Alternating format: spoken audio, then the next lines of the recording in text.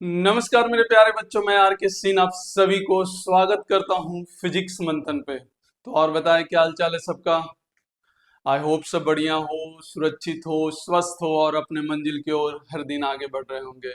तो आज का वीडियो स्टार्ट किया जाए। आज का मेरा गोल क्या है, एरिया और वॉल्यूम निकालना है डिफरेंट शेप का।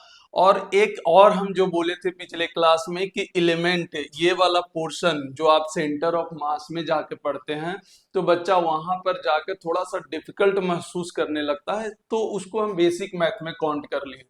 एरिया और वॉल्यूम ये आपको पहले से पता है, जिसको नहीं भी पता होगा वो यहाँ से सीख लेंगे। एरिया और वॉल्यूम के बारे में अलग अलग, जैसे ट्रायंगल हो गया, स्क्वायर हो गया, अपना रेक्टेंगल हो गया, सर्कल हो गया, ये सब छोटा छोटा शेप का हम लोग को लिखना है। एरिया और वॉल्यूम जैसा भी जिसका वॉल्यूम होगा वॉल्यूम लिखेंगे। तो ये सब छोटा छोटा पॉइंट को लिखना है। और इसी से जनरेट होता है हमारा एलिमेंट लेने का तरीका, कि किस तरीका से हम एलिमेंट लेते हैं। कोई भी अलग अलग शेप जो होगा, डिफरेंट शेप जो अलग अलग दिया रहेगा, तो अलग अलग शेप में एलिमेंट क्या लेते हैं। सर ये एलिमेंट होता क्या है ये बाद में पता चलेगा, बस आप इतना नाम सुन लें कि एलिमेंट का जो लिया जाएगा वो किस तरीका से लिया जाएगा, आपको बस इसी बात को ध्यान में रखना है। तो आगे चलते हैं हम लोग इसी में। देखिए ध्यान से, सबसे पहले एरिया का अगर हम लोग बात करें तो एरिया कैसे निकालते हैं, तो हमेशा याद रखें अगर रॉड जैसा चीज हो, हम हर चीज को लेकर चल रहे हैं और हर चीज को इसमें काउंट करते हुए भी चल रहे हैं। जैसे रॉड जैसा चीज हो, अगर इस तरीका से रॉड आपको मिले, ये वाला इस तरीका से रॉड मिले, और इसका लेंथ हमारा एल है, इसका लेंथ क्या है, एल है। और कभी कभी ये वाला विड्थ दे दिया जाए, ये वाला विड्थ मान लेते हैं, ये वाला विड्थ जो है वो dx दिया हुआ है, कहीं पे आपको मिल जाए देखने को, तो इसका एरिया पूछता है। हालांकि रॉड में सिर्फ लेंथ होता है, आपको दिख रहा होगा कि सिर्फ रॉड में लेंथ होता है, लेकिन हमारा फिजिक्स में कभी कभी ऐसा चीज देखने को मिलेगा तो इसका एरिया कैसे निकालेंगे। तो इसका डी ए मतलब हम आपको बताते हैं एल डी एक्स। इसका कैसे होगा, length into breadth, length into breadth, जैसे रेक्टेंगल का एरिया लिखते हैं वैसा। डी लगाने का मतलब जहां पर डी लगेगा मतलब वो स्मॉल को रिप्रेजेंट कर रहा है। मतलब डी ए का मतलब क्या हो गया, डी ए का मतलब हो गया स्मॉल एरिया, स्मॉल एरिया, ये छोटा सा विड्थ का एरिया। जहां जहां पे ये डी ए लगता है, डी का मतलब स्मॉल को रिप्रेजेंट करता है। ये आपको हम कैलकुलस में बताएंगे, इसका ज्यादा फील आएगा, पर अभी के लिए हम इतना रट सकते हैं कि स्मॉल डी का मतलब क्या होता है, डी का मतलब क्या होता है स्मॉल, और डी ए स्मॉल एरिया। ऐसा ही कुछ भी डी के साथ जुड़ा हो, जैसे डी एक्स जुड़ा हो तो स्मॉल डिस्प्लेसमेंट हो जाएगा, ऐसे डी भी जुड़ा हो तो स्मॉल वेलोसिटी हो जाएगा। तो जिसके साथ भी डी जुड़ा हुआ हो उसका मतलब बहुत छोटा सा पार्ट का लिख रहे हैं, तो यहाँ पर लेंथ इंटू ब्रेथ हो जाएगा, इस तरह का चीज आना चाहिए।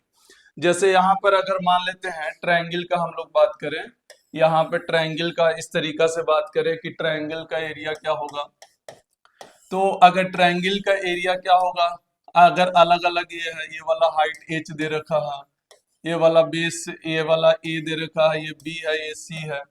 हालांकि अलग भी दे सकता है, एबीसी ना भी हो तो भी यहाँ से चल सकता है। ये साधारण, ये एक एरिया का फॉर्मूला इसका क्या होता है, 1/2, यहाँ पर बेस, जो भी बेस होगा, बेस क्या होता है ये वाला, और इंटू क्या हो जाएगा, हाइट हो जाएगा, इंटू क्या हो जाएगा, हाइट हो जाएगा। हीरोज फॉर्मूला भी आप लोग जानते होंगे, इसको एक और फॉर्मूला से किया जाता है, पहले एस निकाला जाता है, A plus B plus C, A plus B plus C by 2 करके निकाला जाता है। फिर एरिया होता है root under S minus B S minus C करके आता है। हालांकि उस पर हम नहीं जा रहे हैं, वो यूज नहीं होता है अपना, आप अगर चाहे तो उसको देख सकते हैं, पर फिजिक्स में उसका यूज नहीं इसलिए हटा रहे हैं। एक एस अलग तरीके का चीज होता है, पेरीमीटर इस टाइप का चीज होता है। तो अब हमको उस पर नहीं जाना है, ये वाला हटा रहे हैं, हम ये वाला पोर्शन को हटा रहे हैं, वो यूज ही नहीं होता है हमारा फिजिक्स में, वो वाला यूज, वो पोर्शन होता ही नहीं है। सिंपल सा ये हो गया। ये राइट एंगल ट्रायंगल का भी एरिया इस तरीका से लिखा था, लेकिन कभी कभी आप देखे होंगे कि यहाँ पर एक और आता है इक्विलेटरल ट्रायंगल, इस तरीका से तीनों साइड सेम हो, तीनों साइड सेम हो, ये कौन सा ट्रायंगल है, इक्विलेटरल ट्रायंगल। चाहे तो इसको हम अलग से बताते हैं, इसमें और कुछ कुछ बताना है, यहाँ पर और कुछ कुछ बताना है। जैसे इक्विलेटरल ट्रायंगल के बारे में बात किया जाए, इक्विलेटरल ट्रायंगल के बारे में बात किया जाए तो इक्विलेटरल ट्रायंगल को में याद रखना है, ये वाला तीनों साइड क्या होता है, सेम होता है। यहाँ से ये जो एंगल बनता है 60 डिग्री का बनता है, ये सब याद रखना। ये जो एंगल बनता है वो कितना बनता है, 60 डिग्री का बनता है। और यहाँ पर जो एरिया होता है, इसका एरिया जो हम लिखेंगे वो क्या होगा, √3/4 और इंटू साइड का स्क्वायर, जो भी साइड होगा ये वाला याद रखना। ये भी याद रखना तीनों साइड सेम होता है, एंगल सब में 60 डिग्री बनता है। ये काम का है, काम आएगा, बहुत काम आता है। तो ये साइड तीनों ये है, इसका एरिया क्या हो जाएगा, √3/4 इंटू साइड का स्क्वायर। साइड का स्क्वायर जो भी साइड दिया हो ए तो उसका साइड का स्क्वायर हो जाएगा। तो ये हमारा इक्विलेटरल ट्रायंगल हो गया। ऐसे ही अब हम ट्रायंगल से कहाँ चलते हैं, ट्रायंगल से हम सर्कल में चलते हैं। रेक्टेंगल भी लिख सकते हो, रेक्टेंगल लेंथ इंटू ब्रेथ ये सबको पता है, स्क्वायर का साइड का स्क्वायर, उसमें नहीं जा रहा है। सर्किल में क्या होता है, सर्किल में ऑलरेडी हम बता चुके हैं कि रेडियस अगर आर है, रेडियस आर है तो इसका एरिया क्या लिखेंगे, दो चीज लिखेंगे, एक एरिया पाई आर स्क्वायर और पेरीमीटर जो लिखाएगा, कौन सा, पेरीमीटर। पेरीमीटर इसका क्या हो जाएगा, 2πr, ये पेरीमीटर हो गया और ये हमारा एरिया हो गया। लेकिन ट्रायंगल में सॉरी ये जो सर्कल है, सर्कल में एक और चीज आता है। जैसे यहाँ पर आप सर्किल को देखें, ये वाला सर्कल को देखें, तो यहाँ ये सेंटर है, तो कभी कभी ये बोलता है यहाँ से कि मान लेते हैं ये एंगल थीटा है, ये वाला एंगल थीटा है। हम पहले बता चुके हैं कि ये वाला लेंथ को आर्क लेंथ कहते हैं, ये ऑलरेडी हम बता चुके हैं। ये वाला लेंथ को क्या कहते हैं, आर्क लेंथ। जब भी किसी एंगल से सबटेंड करके जो लेंथ बनता है, आर्क लेंथ बनता है। तो ये आपको दिख रहा होगा कि एक आर्क बन रहा होगा इस तरीका से, यहाँ पर ऐसे बन रहा है, ऐसे इस तरीका से, जिसका रेडियस कितना है, आर है, और ये वाला लेंथ, ये वाला एंगल कितना है, ये एंगल है थीटा। अब इसका एरिया अब निकालना है, तो एरिया इसका होता है 1/2 r² थीटा।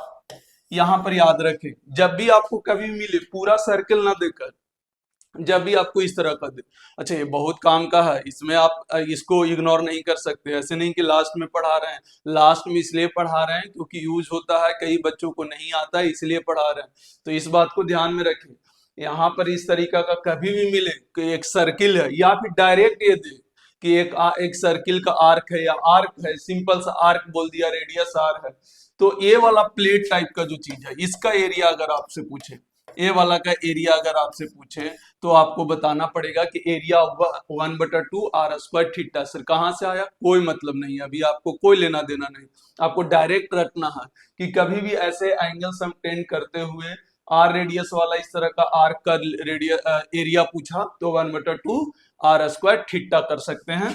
दूसरा ये वाला लेंथ पूछ सकता है, जो पेरीमीटर यहाँ था, पेरीमीटर जो कि हम पिछले क्लास में सर्किल जब पढ़ाए थे तो बताए थे, पेरीमीटर क्या होता है, क्या ये टोटल लेंथ होता है। वैसे ही यहाँ पर आर्क लेंथ हम लोग अगर निकालें, जो कि ये भी बताया हुआ है आपका, आर्क लेंथ निकालने के लिए क्या थीटा इक्वल टू क्या होता है, थीटा इक्वल टू आपको फॉर्मूला बताए थे कि आर्क लेंथ बटा रेडियस होता है। तो यहाँ से आर्क देख लीजिए, क्या रेडियस इंटू थीटा हो जाएगा, ये वाला दूसरा फॉर्मूला। ये दोनों याद रखना है, उस दिन भी बोले थे, आज भी बोल रहे हैं, ये बहुत काम का है, बहुत यूज होता है, आपको ये याद रखना पड़ेगा। आर्क लेंथ कितना, आर्क थीटा, ये वाला फॉर्मूला से थीटा बराबर आर्क लेंथ बटा रेडियस, तो arc length theta into radius यहाँ से याद रखना होगा। यहाँ पर हमेशा याद रखें, जो थीटा लिया जाएगा वो रेडियन में लिया जाएगा। ऐसे नहीं आप इसमें लिख सकते, डिग्री में नहीं लिख सकते हैं, कभी भी डिग्री में नहीं लिखना है। ऐसे नहीं कि अगर 60 डिग्री दिया तो आप यहाँ पर 60 पुट कर देंगे, नहीं, उसको सबसे पहले रेडियन में कन्वर्ट करें। हम आपको बता चुके हैं कि रेडियन में कैसे कन्वर्ट किया जाता है। अगर डिग्री में दिया हो तो π/180 से मल्टीप्लाई कर दें, आपका रेडियन निकल जाए रेडियन में आ जाएगा, तब जाके यहाँ पर आर्क लेंथ निकाल सकते हैं। तो देखिए अगर सर्किल पढ़ रहे हैं तो सर्किल में जितना भी बन सकता है वो सारा चीज को याद कर ले। जैसे कि ये जनरल πr² हो गया, पेरीमीटर 2πr हो गया। वैसे ही यहाँ पर अगर सर्किल में कुछ इस तरीका से दे तो एरिया ये आना चाहिए, आर्क लेंथ भी निकालने आना चाहिए, आर्क थीटा। ये मोस्ट इंपॉर्टेंट है, बहुत ज्यादा इंपॉर्टेंट है, इस बात को हमेशा ध्यान में रखें। क्लियर है। तो ये हमारा क्या हो गया, सर्किल हो गया। हम लोग जितना भी पढ़ रहे हैं एक एक करके, जितना भी शेप का भी हम एरिया पढ़ेंगे या वॉल्यूम पढ़ेंगे या जो भी पढ़ेंगे वो सारा यूज होने वाला है। और होता क्या है कि बच्चा जब यूज आने होने का समय आता है तो बच्चा अपना 10 क्लास का सारा मेंसुरेशन का फॉर्मूला भूल जाता है। तो हम इसी बात से हमेशा कहते हैं कि इसीलिए जो भी आता हो चाहे नहीं आता हो आप कॉपी में लिखें। कॉपी में लिखने से क्या होता है कि हमारे पास अवेलेबल है टूल्स। अगर हम भूल भी गए किसी कारण बस कि रेडियस का स्क्वायर है कि हाइट है क्या है, हम वहां पर जाकर पीछे देख लेते हैं क्योंकि हमारे पास अवेलेबल है। ऐसे आप ढूंढने जाइएगा, खोजिएगा, आपको को परेशानी होगा तो आप स्किप कर सकते हैं, छोड़ सकते हैं उसको। लेकिन वही दिक्कत होता है कि फिर बाद में आपको पछतावा आएगा। इसीलिए एक साथ लिखा हुआ होना चाहिए। ठीक है, ऐसे ही आ जाए डिस्क तो वही चीज है। इसके बाद हम लोग कर लेते हैं जैसे सिलेंडर अगर मेरे पास है, सिलेंड्रिकल शेप है, यहाँ पर रेडियस कितना है आर है और ये हाइट कितना है एच है। तो भाई कर्व सरफेस एरिया क्या होगा, सिर्फ कर्व सरफेस एरिया। अगर कर्व सरफेस एरिया अगर आपसे पूछा जाए कर्व सरफेस एरिया, तो याद रखिए ये होता है 2 पाई r इंटू एच होता है, 2 पाई r इंटू एच होता है। ध्यान से देखें, ये वाला जो सिर्फ कर्व सरफेस एरिया सिलेंडर का आपको अगर पता हो तो सिर्फ कर्व सरफेस एरिया का बात कर रहे हैं सिलेंडर वाला। तो ये इसका क्या हो जाएगा 2 पाई r h, ऊपर नीचे नहीं। लेकिन अगर टोटल सरफेस एरिया पूछ दे तो, अगर हमसे पूछे total surface area, total surface area, तो देखिए 2 पाई r h तो होगा ही होगा, नीचे वाला पाई आर स्क्वायर और ऊपर वाला पाई आर स्क्वायर और जुड़ जाएगा।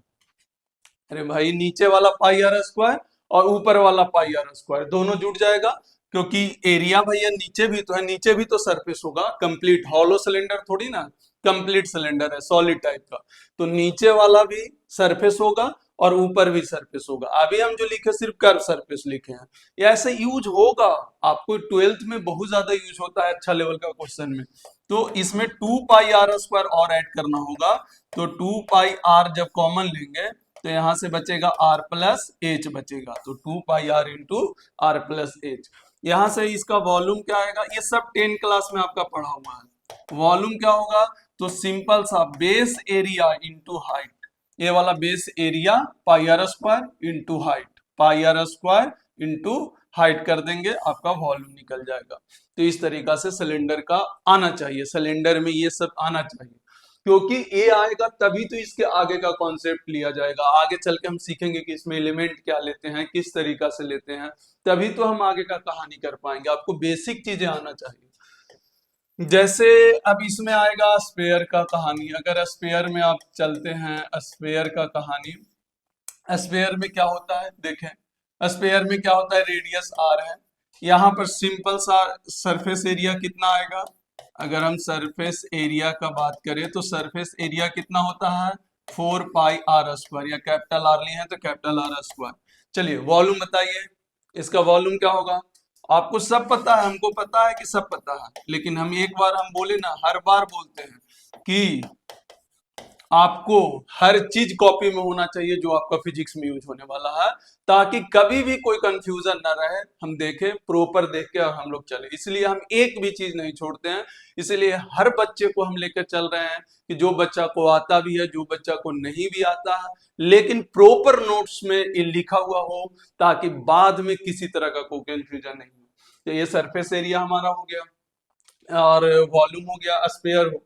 अच्छा, इसमें स्पेयर सॉलिड हो हॉलो हो कोई फर्क नहीं पड़ता, सरफेस एरिया यही रहेगा, वॉल्यूम भी यही रहेगा। हाँ, एक और आता है कोन। हालांकि कोन का डेरिवेशन किताब में मिलेगा, पर उसका यूज न एग्जाम में होता है, न किसी एग्जाम में यूज आएगा और न किसी कंपटीशन एग्जाम में, न बोर्ड वाला में नहीं इसमें, लेकिन आपको किताब में डेरिवेशन मिल जाता है। तो कई बच्चे इंटरेस्ट होते हैं कि नहीं कौन से रिलेटेड भी जितना भी डेरिवेशन है वो भी बताएं, तो बिल्कुल बताते हैं, हम भी बताते हैं। तो वहां पर हम मेंशन कराते हैं कि नई एग्जाम से दूर दूर तक लेना देना है। हाँ, इससे रिलेटेड जो डेरिवेशन होता है इसका रिजल्ट याद रखना रहता है, रिजल्ट काम आता है। तो अगर आप देखेंगे इसका रेडियस हम r ले लेते हैं, इसका हाइट h ले लेते हैं, तो सिंपल सा सिर्फ कर्व सरफेस एरिया हम बोल रहे हैं। कर्व सरफेस एरिया आपको पता होगा, ये वाला लेंथ l है, ए वाला लेंथ एल है, कर्व सरफेस एरिया क्या होता है, क्या पाई आर एल होता है। अच्छा एल चाहे तो आप निकाल सकते हैं, एल क्या होगा, ये राइट एंगल ट्रायंगल में ये हाइपोटेनस हो गया, तो h square minus r square आप निकाल सकते हैं। एल का फॉर्मूला, ये वाला एच है, ये आर है और ये वाला एल है, और एल निकालना है तो सॉरी यहाँ पर क्या हो जाएगा, ये आर एल, एल हाइपोटेनस है ना, ये वाला हाइपोटेनस एच है तो ये प्लस हो जाएगा, सॉरी प्लस हो जाएगा, ये वाला एच है, एच ये दे रखा है क्वेश्चन में, एल भी दे रखा है आर भी दे रखा है, तो एल अगर निकालना है और आर और एच दे रखा है तो R square plus H square करके एल निकल जाएगा। यहाँ पर आप पुट कर सकते हैं pi R L curve surface area.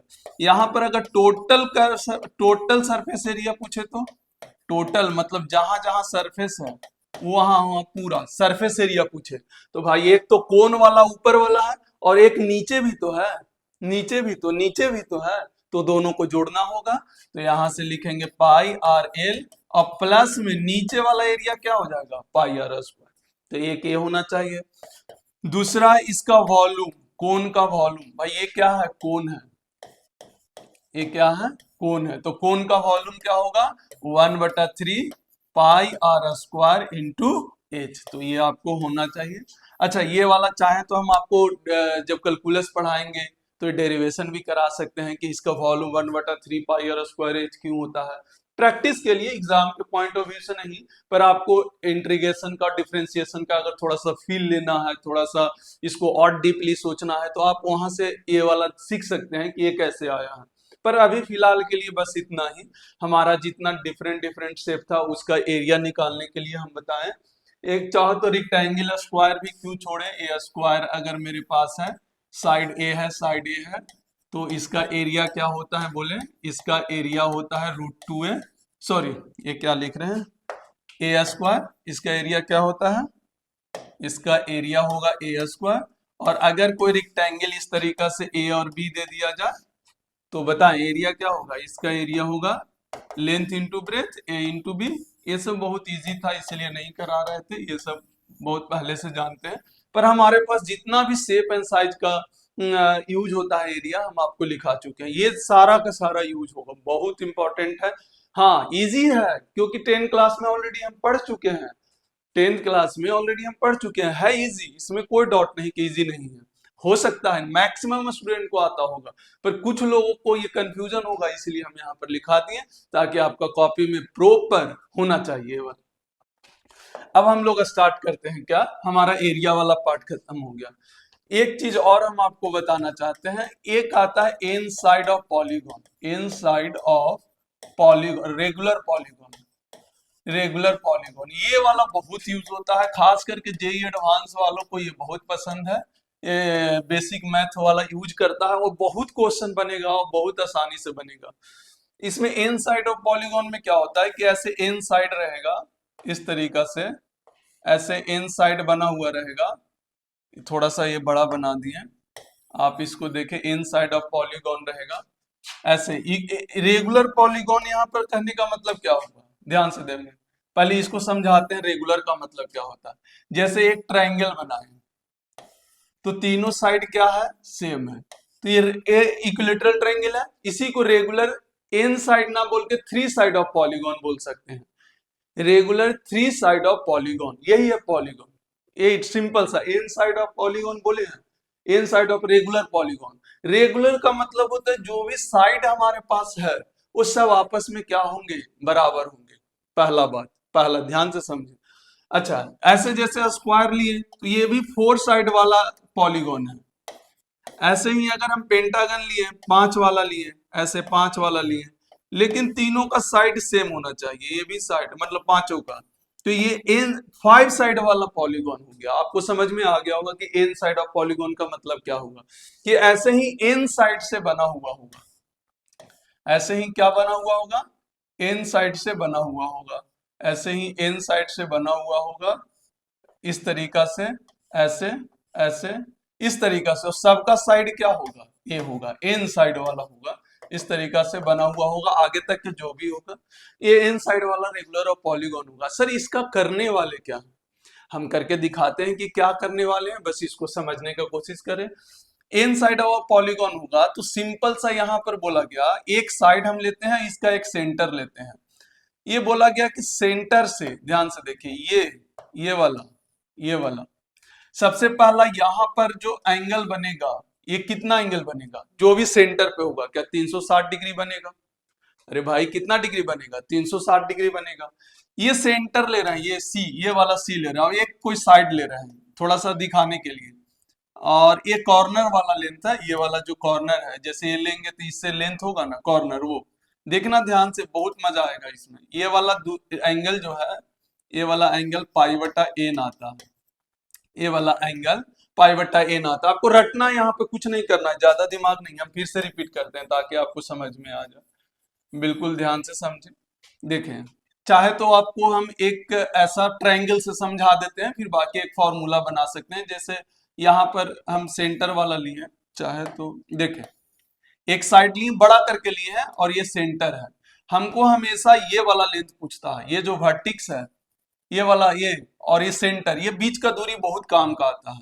और एक वर्टिकल वाला लेंथ जो परपेंडिकुलर ड्रॉ होता है, जैसे सेंटर है, ये कोई साइड है, जैसे हम एक छोटा सा और ऐसे बना रहे हैं 6 गो वाला में, ये सेंटर है। ये वाला लेंथ हमेशा हमको पूछेगा, ये वाला लेंथ और एक परपेंडिकुलर लेंथ, दो लेंथ हमको इसमें काम आता है। एन साइड ऑफ पॉलीगॉन में हमेशा एन साइड नहीं दिया रहेगा, 6 का, 8 का, 10 का, 12 का, 6, 3 का, 4 का, 5 का, ऐसे साइड वाला पॉलीगॉन दिया रहेगा। उसमें दो चीज इंपॉर्टेंट होता है, एक देखिए, एक ये वर्टेक्स, हर वर्टेक्स से लेंथ, ये वाला हर, ये वाला लेंथ, ये वाला लेंथ, ये वाला लेंथ, ये वाला लेंथ, ये वाला लेंथ, ये सारा लेंथ आपके लिए इंपॉर्टेंट है। और दूसरा ये परपेंडिकुलर, सबका परपेंडिकुलर, सब बराबर होंगे इन साइड ऑफ पॉलीगॉन अगर दे रखा है तो सिंपल सा यहाँ पर याद रख लें कि जो भी साइड दिया हुआ है, ये वाला लेंथ ओ ए और बी, ओ ए लेंथ निकालने के लिए जो फॉर्मूला यूज करते हैं, ए बटा 2 साइन पाई बटा एन, ये फॉर्मूला होता है। एक ओ बी, अभी धीरे धीरे सब समझ में आएगा, आपको प्रैक्टिस कराएंगे तो, ए बटा 2 टेन पाई बटा एन, ये वाला यूज होता है। दो चीज यूज होता है, एक ओ ए और एक ओ बी, दो लेंथ आना चाहिए। अगर ये दोनों लेंथ आपको आता है, आपको समझ में आ जाएगा सर एन क्या है, तो ये नंबर ऑफ साइड्स है, नंबर ऑफ क्या है, साइड है, नंबर ऑफ साइड, कितना नंबर ऑफ साइड है ये।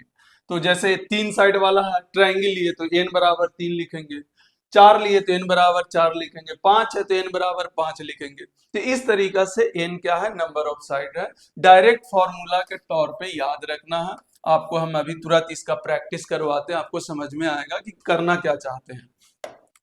जैसे आप ट्रायंगल ही ले लीजिए, यहाँ पर एग्जाम्पल के तौर पर हम दिखा रहे हैं, और ट्रायंगल ले लीजिए, यहाँ पर एक ट्रायंगल लिए, एक ट्रायंगल यहाँ पर हम ऐसे लिए। अब ये हमारा सेंटर है, ये हमारा क्या है, सेंटर है। अब ये वर्टेक्स से ये दूरी बताना है, या इस वर्टेक्स से दूरी, ये इस वर्टेक्स से, हाँ ट्रायंगल रेगुलर होना चाहिए, मतलब साइड सेम होना चाहिए।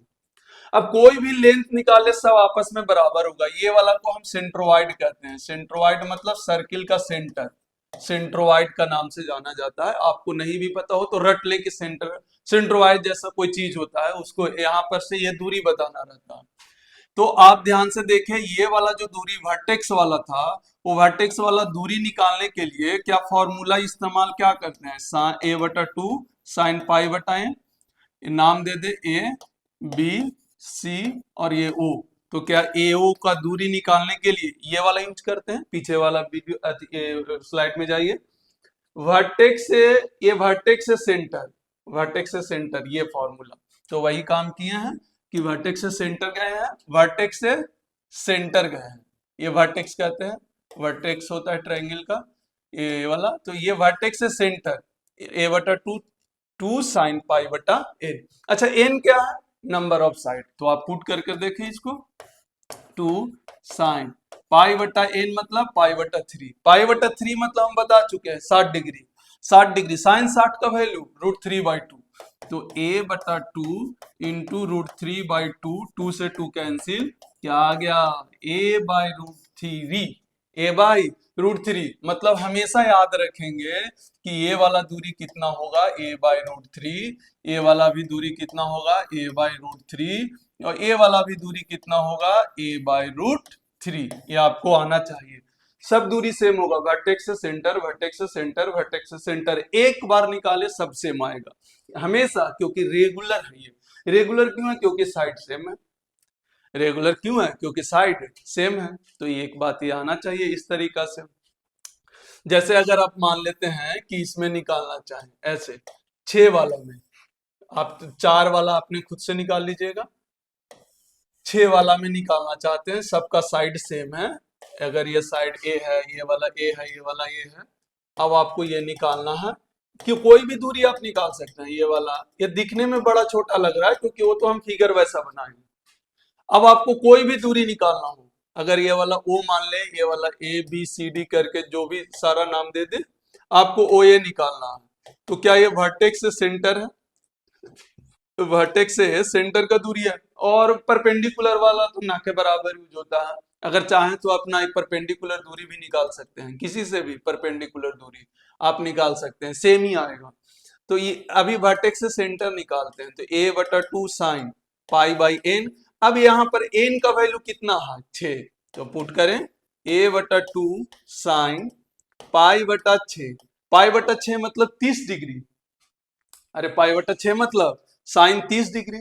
साइन 30 डिग्री 1/2 मतलब a/2 इंटू 1/2, 2 से 2 कैंसिल, मतलब ये तो साइड ए ही आ गया, मतलब सबका ए ए ए ए ही रहेगा, ये वाला ए रहेगा।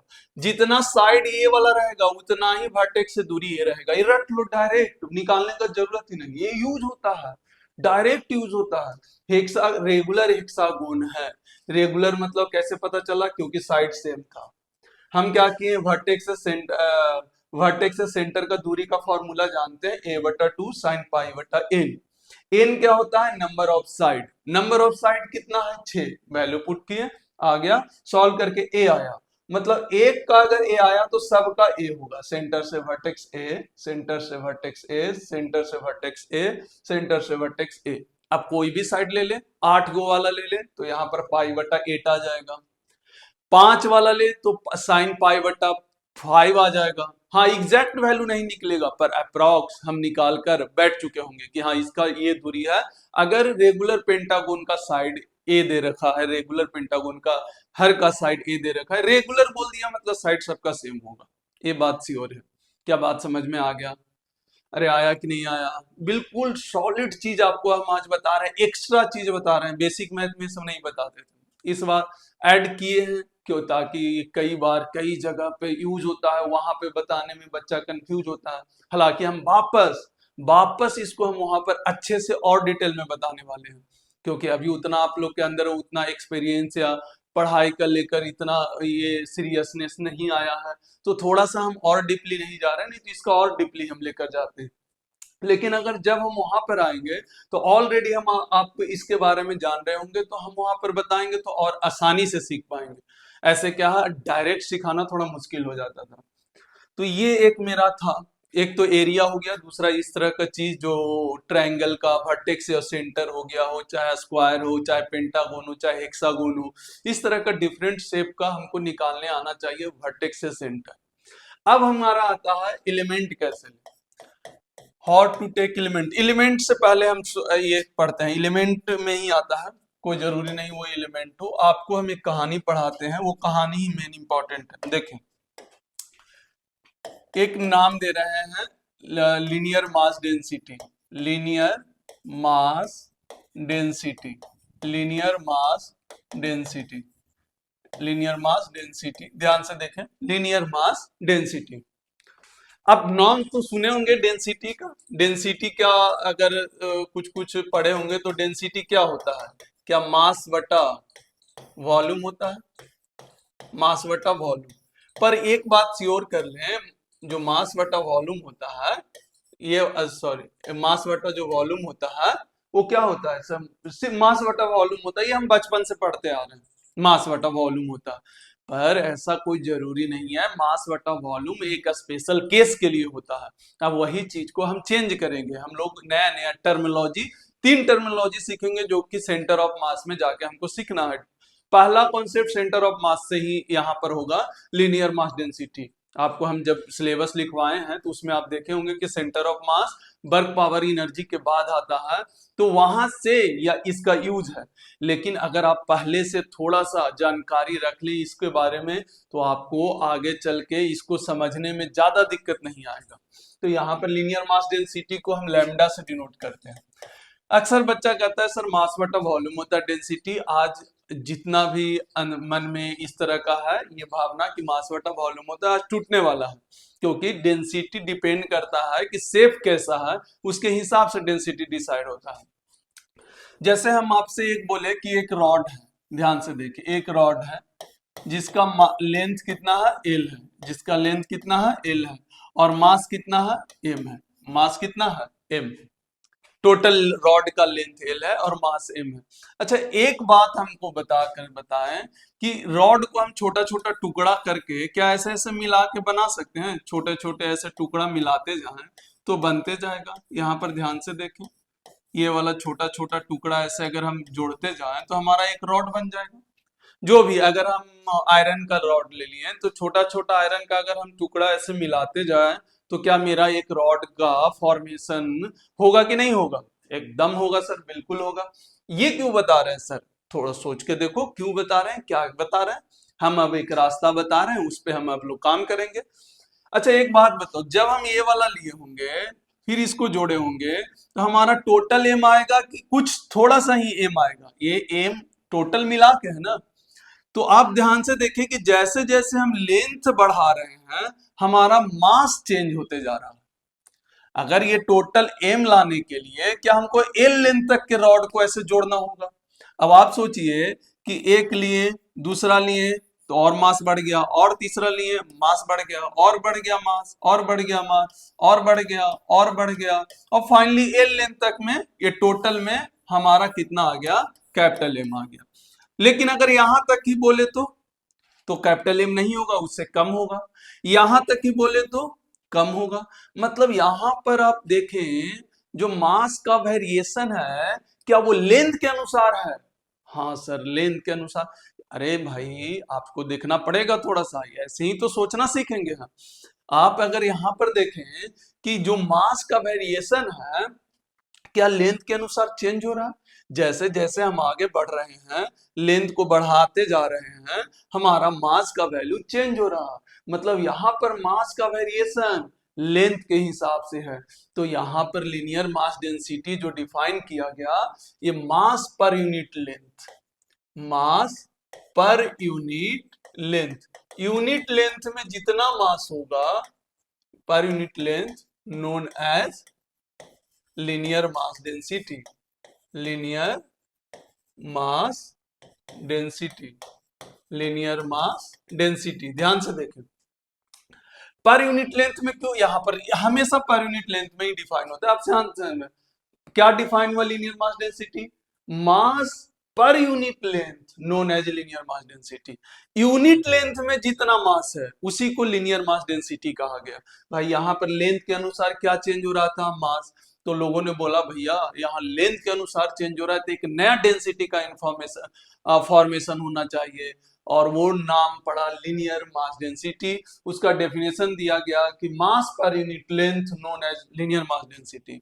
यूनिट लेंथ में जितना मास होगा उसी को लीनियर मास डेंसिटी कहेंगे। अच्छा, ये जो मास है वो कितना लेंथ में है? एल लेंथ में। तो हम एक एकक नियम से करते हैं, एल लेंथ में मास कितना है? एम। यूनिटरी मेथड से हम लोग कर रहे हैं। एल हमको चाहिए कितना लेंथ में? यूनिट लेंथ में। कितना लेंथ में चाहिए? यूनिट लेंथ में। तो यूनिट लेंथ में निकालें तो यहाँ पर क्या होगा? मास बटा एल। अरे यूनिट लेंथ में ही ना होगा। और यही हमारा क्या कहला गया? लैम्डा। टोटल मास बटा टोटल लेंथ। ये देखिए, ये लीनियर मास डेंसिटी। यहां पर देखिए वॉल्यूम था, यहां पर था लेंथ एल। एल आ गया, क्यों क्यों आया? क्योंकि यहां पर मास का वेरिएशन लेंथ के अनुसार हो रहा था। हाँ सर, ये बात समझ में आ। यहाँ पर जो मास का वेरिएशन हो रहा है वो लेंथ के अनुसार हो रहा है, इसीलिए यहाँ पर जो डिफाइन होगा डेंसिटी वो लीनियर मास डेंसिटी, जिसको लैम्डा से डिनोट करेंगे, और उसका फॉर्मूला होगा टोटल मास बटा टोटल लेंथ। टोटल मास बटा टोटल लेंथ, टोटल मास बटा टोटल लेंथ लिख देंगे, इसका लीनियर मास डेंसिटी आ गया। अब ये थोड़ा सा अटपटा लगेगा, ये क्या हुआ हो रहा है सर, ये कैसे हुआ? कोई बात नहीं, कोई बात नहीं। अगर आप 10 पास वाले बच्चे देख रहे हैं तो आपको बाद में पता चलेगा कि सर ये बहुत फायदा वाला बात था। अभी से थोड़ा सा जान गए, बाद में और भी जानते जाएंगे, धीरे धीरे धीरे धीरे आपको समझ में आते जाएगा। एक तरीका है यूनिटरी मेथड, सिंपल सा, एल लेंथ में इतना मास है तो एक में कितना होगा, वही हमारे लिए डिफाइन हो गया, क्या, लैम्डा, एम बाई एल हो गया। M by l, lambda linear mass density, lambda को डिनोट करते हैं। लैम्डा क्या है? एक डेंसिटी है। कब ये लैम्डा यूज होगा? जब लेंथ के अनुसार मास चेंज होगा। लेंथ बढ़ाने पर मास बढ़ेगा, लेंथ घटाने पर मास बढ़ेगा। यहां पर किसके अनुसार होगा? वॉल्यूम के अनुसार। वॉल्यूम बढ़ेगा तो मास बढ़ता, वॉल्यूम घटता तो मास घटता। तब एक स्पेशल केस के लिए डेंसिटी डिफाइन है, जहां पे वॉल्यूम के अनुसार सारा चीज चेंज हो रहा हो। यहाँ पर जो चेंजिंग हो रहा है वो लेंथ के अनुसार चेंजिंग हो रहा है। जैसे इससे रिलेटेड हम लोग कुछ कुछ करते हैं। जैसे हम यहाँ पर बोले, यहाँ पर ध्यान से देखें, ध्यान से देखना। यहाँ पर अब एलिमेंट भी इसी में सीख जाएंगे कैसे लिया जाता है। एक रॉड है, ये लेंथ कितना है? एल है, लेंथ एल है, और मास कितना है? एम है। आपसे बोले कि बताओ, पहला क्वेश्चन, लैम्डा बताओ कितना होगा, लीनियर मास डेंसिटी, तो क्या फॉर्मूला है? टोटल मास बटा टोटल लेंथ है। टोटल मास बटा टोटल लेंथ ऑलरेडी हम जान चुके हैं, क्योंकि लेंथ के अनुसार चेंज हो रहा है। अच्छा, यहां पर दूसरा सवाल ये है यहां पर कि ये वाला एक ऐसे छोटा, क्योंकि रॉड जो बन रहा था, क्या ऐसे छोटे छोटे टुकड़ा को ऐसे मिलाते जा रहे थे तो हमारा ये रॉड तैयार हो जा रहा था ऐसे। तो हमने क्या किया, अब देखिए धीरे धीरे अब हम जान गए। अब इसमें हम रिसर्च करेंगे, जितना पॉसिबल हो, जितना हमारा सिलेबस में हो, हम उतना पे रिसर्च करेंगे। आगे नहीं कर सकते क्योंकि हमारा आगे का सिलेबस में नहीं, पर जितना है उतना तो करेंगे। अब बोला गया कि भाई ये वाला का मास बताओ, ये वाला, इसका कुछ लेंथ छोटा सा dx ले रहे हैं। d मतलब छोटा सा, याद रखें अभी थोड़ा देर पहले बताए थे कि जैसे d लग गया मतलब वो छोटा सा, तो ऑब्वियस है ये वाला लेंथ बहुत छोटा होगा, ये dx लेंथ है। ये कितना लेंथ है? dx लेंथ है। इस पे जो मास होगा वो छोटा मास होगा, dm, स्मॉल मास dm।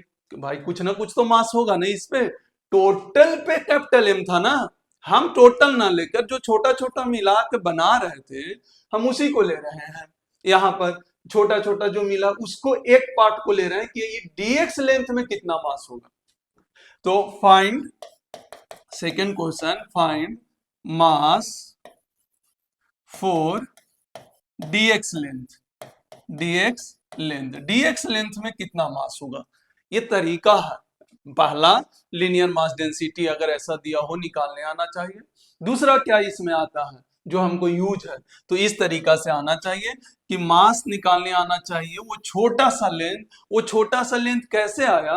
क्योंकि ऐसा ही छोटा छोटा मिलाकर ये रॉड बना होगा, तो ये छोटा वाला पार्ट का पहले मास आना चाहिए, तभी हम आगे कुछ ना कुछ सॉल्व कर सकते हैं। तो इसको निकालने के लिए एक तो आप यूनिटरी मेथड्स यूज कर सकते हैं कि एल लेंथ में मास कितना था? एम था। भाई एल लेंथ में मास कितना था? एम था। तो बताएं यूनिट में कितना होगा? M by l. तो बताएं dx में कितना होगा? तो m by l into dx। ध्यान से देखें, अब ये वाला को ध्यान से देखें, तो ये जो लिखा हुआ है dm, एल लेंथ में मास m था, यूनिट में m बाई एल हुआ, dx में कितना हुआ? m by l into dx। तो dm कितना आया? m by l into dx। क्या क्या कुछ दिखाई दे रहा है? ये किसी को समझ में आया क्या? देखिए m बाई एल क्या हो गया? लैम्डा, ऑलरेडी हमको पता है। तो सर इसका मतलब हमको इतना सॉल्व करने का जरूरत नहीं है, हम डायरेक्ट लिख सकते हैं। अगर इस रॉड का लैम्डा पता हो और इस छोटे से लेंथ में हमको पूछे, छोटे से लेंथ में कि बताओ कितना मास होगा, तो सिंपल सा लीनियर मास डेंसिटी से उस लेंथ को मल्टीप्लाई कर दे, काम बन जाएगा। हमको बार बार इतना करने का जरूरत नहीं पड़ेगा। अगर हमको ये पता चल गया कि लेंथ के अनुसार मास चेंज हो रहा है, तो ये कंफर्म हो गया कि ये लीनियर मास डेंसिटी ही यूज होगा। दूसरा, अगर उसमें छोटा सा लेंथ पर अगर हमसे मास पूछ रहा तो ज्यादा दिमाग लगाना नहीं है, लीनियर मास डेंसिटी को उस लेंथ से मल्टीप्लाई कर दो जिस लेंथ पर मास पूछा है। हाँ sir, direct lambda dx, lambda dx क्या हो गया, lambda d, direct lambda into dx. अब जहां जहां लैम्डा होगा वहां डीएम निकालने का तरीका ये होगा, छोटा सा मास निकालने का तरीका ये होगा। क्या बात समझ में आया? अब घर जाकर कुछ कुछ और पढ़ेंगे। आपको इसका डिटेलिंग अभी पता नहीं ना, कहाँ यूज है क्या यूज है, इसीलिए इसको थोड़ा सा अटपटा लग रहा होगा, लेकिन आप ज्यादा सोचे ही नहीं, आप जो पढ़ रहे हैं बस उसको ध्यान में देखें। हमने क्या निकाला, लीनियर मास डेंसिटी निकाला, टोटल मास बटा टोटल लेंथ, अभी तुरंत पढ़े पीछे वाला स्लाइड में। फिर क्या आता है, इस रॉड पे एक छोटा सा लेंथ लिया जाता है, उस पे मास पूछा जाता है, तो उसका तरीका ये होता है। अब हम इतना ना करके डायरेक्ट हम ये जान गए कि जो भी लीनियर मास डेंसिटी होगा उसको डीएक्स से मल्टीप्लाई कर देंगे, हमारा काम बन जाएगा। अब हम आपको वो वाला चीज भी बता दिए कि हाउ टू टेक एलिमेंट। तो रॉड जब रहेगा तो एलिमेंट क्या लिया जाता है, याद रखें, एलिमेंट इसमें रटना पड़ेगा अभी के लिए। एलिमेंट क्या लिया जाता है, एलिमेंट लिया जाता है छोटा सा particle, small particle, small particle, small particle. देखिए कैसे, यहां पर कैसे एलिमेंट लिए, देखिए तीसरा ये पार्ट है, कितना कैमा पार्ट है, तीसरा पार्ट। क्या क्या हमको इसमें आना चाहिए, पहला ये वाला लिखने आना चाहिए, दूसरा छोटा सा लेंथ के लिए मास निकालने आना चाहिए, तीसरा एलिमेंट क्या लेंगे, एलिमेंट भाई यहीं पर पता चल गया। आप सोच के देखिए कि रॉड को बनाने के लिए हमको क्या क्या जरूरत पड़ रहा है, तो क्या छोटा छोटा पार्टिकल पड़ रहा है जरूरत, भाई छोटे छोटे पार्टिकल को मिलकर क्या ये रॉड बन रहा है, तो एलिमेंट छोटा सा पार्टिकल हो जाएगा, जिससे मिलकर वो बनेगा वही हमारा एलिमेंट होगा। सर एलिमेंट क्या होता है, ये क्यों लें, कोई मतलब नहीं है अभी। अभी आपको कैसी याद होना चाहिए कि रॉड में अगर एलिमेंट लेना हो तो एक छोटा सा पार्टिकल को एलिमेंट लेते हैं, ये क्यों लेते हैं, क्या लेते हैं, कैसे लेते हैं, ये सब आपको बाद में पता चलेगा। बस इतना रटना पड़ेगा अभी के लिए, जितना हम सोच पा रहे हैं कि आगे चल के आपको इससे इतना से फायदा हो जाएगा, हम उतना यहाँ पर बता दे रहे हैं, ताकि बाद में दो दो कॉन्सेप्ट का कंबाइन ना हो। जैसे आप सेंटर ऑफ मास का भी कॉन्सेप्ट पढ़े, इसका भी पढ़े, तो वो थोड़ा सा माइंड में युद्ध चलना स्टार्ट हो जाता है, इसीलिए उसको इग्नोर करते हुए हम पहले से आपको माइंड में देना चाहते हैं, क्योंकि अभी आपके पास समय है, कुछ समय दीजिएगा तो आपको ये सब लेने आ जाएगा। एलिमेंट लेने का तरीका फिर से बता रहे हैं। अगर रॉड का एलिमेंट लेना पूछा तो आप देखें कि रॉड किन किन चीजों से मिलकर बनता है, आप बस ये देखें, तो रॉड छोटे छोटे पार्टिकल से मिलकर बनता है, तो इसलिए इसका एलिमेंट क्या हो गया, डीएक्स हो गया। तो ये हो गया। अच्छा, लीनियर मास डेंसिटी कहाँ कहाँ यूज होगा, तो लीनियर मास डेंसिटी जहां पर लेंथ के हिसाब से मास का चेंजिंग होगा वहां वहां यूज होगा। तो हमेशा याद रखिए दो जगह पे यूज होता है, एक रॉड पे और एक होता है रिंग में। रिंग मतलब सर्कल, सर्कल टाइप का चीज में, दो चीज में यूज होता है। तो रिंग वाला भी चर्चा कर लेते हैं।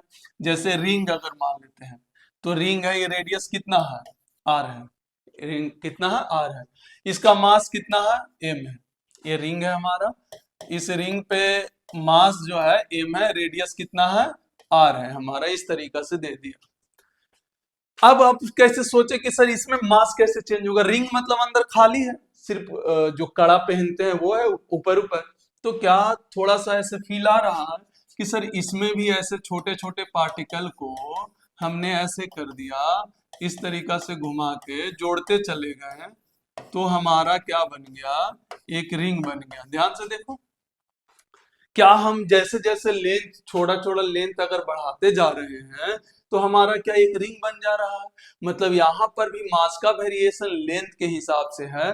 तो अगर हम आपसे पहला सवाल पूछे कि लीनियर मास डेंसिटी बताएं, तो लीनियर मास डेंसिटी क्या होता है, टोटल मास बटा टोटल लेंथ। अब टोटल लेंथ इसमें बताएं क्या होगा, भाई टोटल लेंथ बताएं इसमें क्या होगा, क्या टोटल लेंथ जो होगा क्या ये पूरा पेरीमीटर होगा, हाँ सर, ये लेंथ ही तो है, ये वाला लेंथ बताना है। टोटल लेंथ मतलब क्या, कहाँ कहाँ मास बिखरा हुआ है, तो ये टोटल लेंथ ही तो है। देखो ये वाला पूरा लेंथ पहले सीधा था, अब ये टोटल पूरा लेंथ हो गया, तो ये टोटल लेंथ कितना है, 2 पाई आर। ये आ गया पहला क्वेश्चन, ये 2 पाई आर। सर इसमें एलिमेंट क्या लेंगे, एक छोटा सा पार्टिकल कोई भी जिससे मिलके बना है, तो इसमें भी एलिमेंट का अगर बात किया जाए तो एलिमेंट जो होगा इसमें, एलिमेंट जो होगा एक small particle, small particle, small particle. And तीसरा जो है उस स्मॉल पार्टिकल का मास कितना होगा, उस स्मॉल पार्टिकल पर मास कितना होगा भाई, जो भी छोटा सा एलिमेंट लेंगे वो छोटा सा मास कितना होगा। तो पहले इसका कहानी देखते हैं, थोड़ा सा आराम से देखते हैं इसको। ये वाला हटा रहे हैं, ये वाला तो आपको समझ में आ गया होगा। अब यहां से देखते हैं कैसे उस छोटे से पार्ट का। तो हमने बोला भैया कोई भी छोटा सा पार्ट ले लो, ये ऐसे मिलकर बना है, ऐसे छोटा छोटा मिलकर पार्ट बना है। अब यहाँ पर अगर देखा जाए तो ये फिर से हमें ऑलरेडी पहले भी बता चुके हैं आपको कि एक छोटा सा पार्ट है ऐसे, ये वाला छोटा सा पार्ट है, ये सेंटर है, ये वाला ऐसे है, ये लगभग आर्क की तरह है, ये बड़ा बन गया है। अच्छा ये एंगल जो है छोटा सा अगर ये वाला है तो एंगल भी मेजर होगा छोटा सा, डी थीटा। भाई ये लेंथ कितना है, dx मान लेते हैं, कितना है dx, और ये रेडियस कितना है r है, ये रेडियस कितना है r है, और ये वाला लेंथ कितना है dx, और ये एंगल जो बनेगा वो भी छोटा होगा। अरे भाई वो बोले कि छोटा छोटा पार्टिकल मिलके ऐसे बना है। अब हम चाह रहे हैं कि छोटे से पार्टिकल पे हमको मास बताना है कितना होगा। तो ये छोटे से पार्टिकल का पहले लेंथ तो पता हो, लेंथ कितना है dx मान लिए, पर dx थोड़ी ना है, वो रॉड थोड़ी ना है, dx निकालना पड़ेगा रिंग में। सर आपको कैसे बार बार पता चलेगा भाई, बार बार रिंग है, रिंग, रिंग में हम एक बार सीख लिए कि लेंथ कैसे निकालते हैं छोटा सा पार्टिकल का, बस काम बन गया। और ये चीज हम पहले भी शायद आपको बता चुके हैं जब आर्क पढ़ा रहे थे। तो क्या ये इसी टाइप का है कि ये अगर आर्क है, ये वाला आर्क है और ये थीटा है और रेडियस आर है, तो आर्क का फॉर्मूला होता है क्या, थीटा इंटू रेडियस, जो कि आपको हम स्टार्टिंग में भी बताएं, अभी आज ही बताए हैं। क्या आर्क बराबर थीटा इंटू रेडियस बोल सकते हैं। ये वाला जो आर्क है क्या थीटा इंटू रेडियस होता है, क्या उसी टाइप का है, लेकिन यहाँ पर छोटा सा लेंथ है dx, आर्क लेंथ जो है, ये वाला आर्क लेंथ है छोटा, आर रेडियस और इंटू ये एंगल, एंगल कितना है डी थीटा। तो यहां से लेंथ निकल गया R D theta, R D theta. भाई बार बार बोल रहे हैं, रॉड में लेंथ निकालने का जरूरत ही नहीं, हो तो सीधा था। रिंग में लेंथ निकालने का जरूरत पड़ा क्योंकि हमको छोटे से पार्टिकल का मास चाहिए था, तो पहले उसका लेंथ चाहिए। लेंथ अपना मन से माने dx, लेकिन हम यहां से कैलकुलेट कर सकते हैं क्योंकि हम ये फॉर्मूला जानते हैं, आर्क बराबर थीटा इंटू रेडियस। तो ये आर्क की तरह बिहेव करेगा। dx लिखे हैं क्योंकि छोटा सा पार्टिकल है, क्योंकि एलिमेंट में यही आएगा और इस एलिमेंट का मास लिखना है। अगर ये छोटा सा है तो इसके साथ जो एंगल बनेगा सेंटर के पास, ये वाला जो एंगल बनेगा, ये वाला एंगल, ये एंगल हमारे लिए क्या होगा, डी थीटा होगा। ये वाला एंगल क्या होगा, डी थीटा होगा। तो ये एंगल हमारा डी थीटा हो गया, आर डी थीटा। तो यहां पर एंगल थीटा, तो ये फॉर्मूला से डायरेक्ट dx निकाल सकते हैं। लेकिन अब मास निकालना है, क्या mass for for dx length, dx length या स्मॉल पार्टिकल, dx लेंथ लिख ले स्मॉल पार्टिकल। तो अभी हम बताए थे मास निकालने का फॉर्मूला कि लैम्डा, क्योंकि लेंथ के हिसाब से हम मास चेंज हो रहा है तो लैम्डा डायरेक्ट यूज कर सकते हैं। क्या लैम्डा और इंटू जितना लेंथ का मास निकालना है उतना लेंथ से मल्टीप्लाई, जितना लेंथ का मास निकालना है उतना लेंथ से मल्टीप्लाई। अभी बताए थे कि जब जब लेंथ के हिसाब से मास चेंज होगा वहां पे छोटा सा मास निकालने के लिए लैम्डा, और लेंथ के हिसाब से चेंज हो रहा है और छोटे से लेंथ के लिए मास पूछ रहा है, तो हम लैम्डा को उस लेंथ से मल्टीप्लाई कर देंगे जिस लेंथ के लिए हमको मास निकालना है। अच्छा लैम्डा का वैल्यू ऑलरेडी हम कैलकुलेट कर चुके हैं, कितना, एम बटा टोटल लेंथ कितना था 2 पाई आर, dx ऑलरेडी हम ला चुके हैं कितना, आर डी थीटा। तो ये आर से आर कैंसिल, आंसर आया छोटा सा जो लेंथ होगा एम बटा 2 pi into D theta dm, हो गया मास, छोटा सा मास निकल गया। क्या बात समझ में आया। छोटा सा मास ऐसे भी लिख सकते हैं, देखो टोटल एंगल में, ये चाहे तो ये, हालांकि ये यूज करना नहीं है, आपको मेनली जो बताएं वो यूज करना, पर आप ऐसे भी देख सकते थे कि ये टोटल जब एंगल 2 पाई है तो 2 पाई एंगल में मास कितना है, एम है। अब बताओ डी थीटा में कितना होगा, तो एम बटा 2 पाई इंटू डी थीटा, ऐसे भी निकाल सकते हो, देख लो छोटा सा मास निकालना हो तो। ये वाला छोटा सा पार्टिकल एंगल बना रहा है डी थीटा। टोटल जब यहां पर एंगल 2 पाई था तो मास m था, तो बताओ डी थीटा एंगल में कितना मास होगा। तो 2 पाई में m, डी थीटा में m बटा 2 पाई इंटू डी थीटा। यहां से आप ये भी सोच सकते हैं डायरेक्ट कि छोटा सा मास निकालने का तरीका ये भी है। हालांकि हम इसको प्रीफर नहीं करते हैं क्योंकि हर जगह ये वैलिड नहीं होता, पर रिंग में वैलिड हो जाता है। आप इसी चीज को फॉलो करें। ये वाला जो बताए हैं 3 पार्ट, पहला लीनियर मास डेंसिटी। अच्छा, लीनियर मास डेंसिटी कब निकालेंगे, जब लेंथ के अनुसार मास चेंज होगा। तो सर हमको कितना कैसे पता चलेगा, अरे दो ही चीज यूज होता है, एक रिंग और एक रॉड, दो चीज दिखाई दे, हमेशा लीनियर मास डेंसिटी यूज होगा। हमेशा क्या यूज होगा, लीनियर मास डेंसिटी, हमेशा और हमेशा ये यूज होगा। क्लियर है एकदम, कोई दिक्कत इसमें, क्लियर। तो ये लीनियर मास डेंसिटी हो गया। आज के लिए बस इतना ही, आप देख ले इसको ध्यान से, एक रिंग के लिए एक रॉड के लिए बताएं। बाकी का अब बस अगले क्लास से हम यूनिट एंड डायमेंशन स्टार्ट करेंगे, पर थोड़ा सा और बचा हुआ है, बस थोड़ा सा 10-20 मिनट 22 मिनट का क्लास और बचा हुआ है, उसको हम लेकर क्लियर करेंगे अगले क्लास में। अगले क्लास में हम आपको बताएंगे एक सरफेस चार्ज डेंसिटी होता है, मीन सरफेस मास डेंसिटी, और एक वॉल्यूम मास डेंसिटी, दो और है, दोनों को हम खत्म करेंगे क्योंकि डायरेक्ट आज कराएंगे आपके पास बटन आ जाएगा, आपको ये समझने में थोड़ा सा दिक्कत आने लगेगा, क्योंकि 10 पास वाले भी बच्चे देखते हैं तो उनको कंफ्यूजन होने लगेगा। इसीलिए पहला शुरू वाला एरिया निकालने के लिए सिखा दिए सबका, वो एरिया आना चाहिए।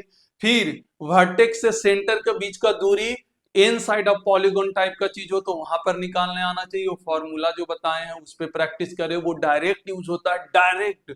एडवांस में हर बार एक क्वेश्चन उससे रिलेटेड आ जाता है और बच्चा हमेशा कंफ्यूज हो जाता है। एक और जो एलिमेंट का तरीका बता रहे हैं, जैसे लीनियर मास डेंसिटी बताएं, कल सरफेस मास डेंसिटी बताएंगे, वैसा वेरिएशन मास का होगा जो एरिया पे डिपेंड करेगा। अभी किस पे डिपेंड कर रहा था, लेंथ पर। ऐसे ही कल पढ़ेंगे जब एरिया चेंज होगा तो मास चेंज होगा, वैसे ही और कल ही पढ़ेंगे जब वॉल्यूम चेंज होता है तब भी मास चेंज होता है, तो वहां पर डेंसिटी अलग डिफाइन होता है, एरिया के अनुसार डेंसिटी अलग डिफाइन होता है, वॉल्यूम के अनुसार डेंसिटी अलग डिफाइन होता है, और लेंथ के अनुसार डेंसिटी अलग डिफाइन होता है, जो कि हम आज आपको वही बताएं। आप इस पे प्रैक्टिस करें, ये वाला जरूर याद रखें। ये लेंथ जो लेने का तरीका बता रहे हैं, ये रॉड में एलिमेंट क्या लेते हैं, एक छोटा सा पार्टिकल। एलिमेंट लेने का तरीका कैसे है, जैसे कि अगर मान लो जिससे वो वापस बन जाए उसी को, भाई रॉड कैसे बन सकता है, छोटे छोटे पार्टिकल को मिलाकर, तो जिससे बन रहा है उसका एक छोटा सा पार्ट ले, वही एलिमेंट होता है। सर एलिमेंट क्या होता है हम बता चुके हैं, आगे सीखेंगे कि क्यों लिया जाता है एलिमेंट। लेकिन अभी के लिए कोई पूछे कि रॉड में एलिमेंट क्या लेते हैं, एक छोटा सा पार्टिकल, रिंग में एलिमेंट क्या लेते हैं, छोटा सा पार्टिकल जिसका लेंथ dx लेंथ डायरेक्ट अगर याद रख पाते हो r d थीटा, क्योंकि हमेशा ये एंगल d थीटा बनेगा, तो डायरेक्ट जो छोटा सा पार्ट लेंगे आप, छोटा सा लेंथ लेंगे आप, उसका जो लेंथ होगा वो आर डी थीटा, ये याद रह जाए तो और भी अच्छी बात है, और भी बेहतरी के लिए है आगे न्यूमेरिकल में सॉल्व होने में। तो आज के लिए बस इतना ही, आज के बाकी का नेक्स्ट क्लास में। और बस वही कह रहे हैं, आप पढ़ते रहें, मुस्कुराते रहें, हंसते रहें और एंजॉय करते रहें। आज के लिए बस इतना ही, धन्यवाद।